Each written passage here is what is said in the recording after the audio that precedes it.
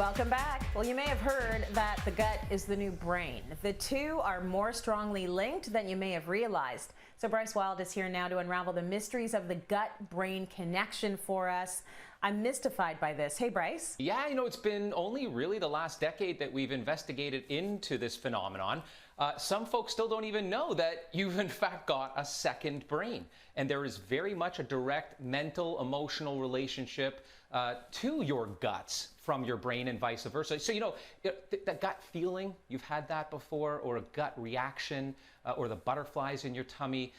When the gut is upset, the brain is upset ultimately, and a chronic worried brain can actually lead to irritable bowel syndrome, and an unhealthy gut can lead to anxiety and depression. So evidence shows actually this gut-brain connection is established by this two-way highway called the vagus nerve. It's a huge nerve that intertwines all of your organs and your guts.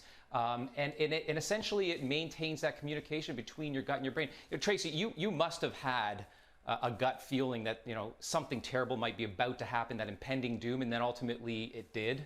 Absolutely, and I've always just chalked that up to intuition or just being in touch with how my body feels. But it's true that that happens all the time. Absolutely, so whether it's bad or even good, results from a gut feeling ultimately do lead us to act. But the stress of the experience can actually create anxiety in the brain. And when that happens, especially when it's chronic, that ultimately upsets the gut. So the brain in your gut I referred to earlier, it's your second brain. It's called your enteric nervous system. And it can trigger big emotional shifts experienced by people coping especially with irritable bowel syndrome. And irritable bowel syndrome, for those folks who don't necessarily know exactly what the key symptoms are, it's number one, irregular bowel movements, either constipation or diarrhea. It's cramping and bloating and being distended, not just after a meal, but sort of even from water sometimes. And of course, anxiety and depression. Why is anxiety and depression a key symptom? Because the brain and the gut are in such harmony. So signals from the digestive system also significantly affect metabolism. Go figure. So your weight gain might be due to an imbalanced gut microbiome. We'll talk about that momentarily. It can also raise or reduce the risk for type 2 diabetes. And this, of course, involves interactions between nerve signals, gut hormones, as I mentioned, the probiotic microbiome, all the stuff that lives in the digestive tract, Tracy. So when it comes to dealing with the problems that you just listed for us, you've got some suggestions, starting with gut support.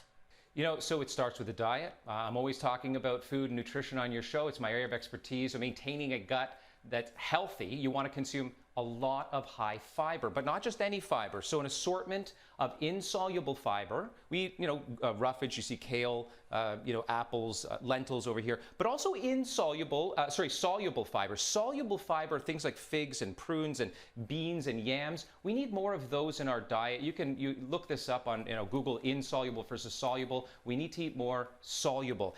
And then more prebiotic food, okay? Prebiotics feed your good gut bacteria. That's really, really important. So things like onions and garlic and bananas, these are prebiotic foods. Lastly, number three, supplement with probiotics proven to work. So you see a bunch of probiotics here, kefir, we've got sauerkraut, maybe even kombucha. You've heard of these things before. That's not enough to be therapeutic. You need to supplement with a probiotic proven to work. And how do you know a probiotic's proven to work? Simple. You look for what's called a true ID label, a seal, and that's a guarantee of ingredients listed on the label. Number two, you have to know that it supports and maintains digestive health. And you want to make sure that it contains a variety of unique probiotic strains. So that one right there is the one to look for. And besides, balanced bacteria in the gut, a lot of folks have what's called low-grade inflammation, a leaky gut. And if it's a leaky gut, you know that there's inflammation down there. So once again, Tracy, you want to look for true ID on a curcumin supplement. Now, curcumin supplement is excellent to lower that inflammation in your gut. Yeah, if you're going to be taking it, it's really good if you know exactly what is in it. And that's what the True ID seal will sort of verify. So now can we talk a little bit and really quickly about the brain?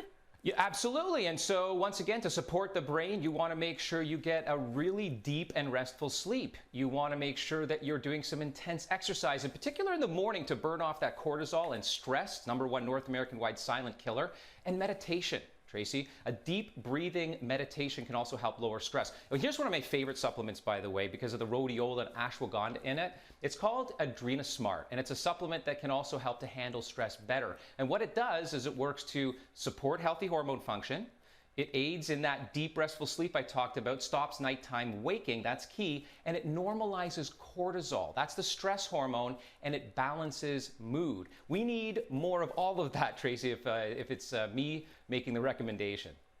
Okay, so great information as per usual, Bryce. And for you at home, our friends at Jamieson Vitamins want to give 2 lucky winners a chance to win $250 worth of Jamieson products. So visit our website, cityline.tv, and click on contests for that.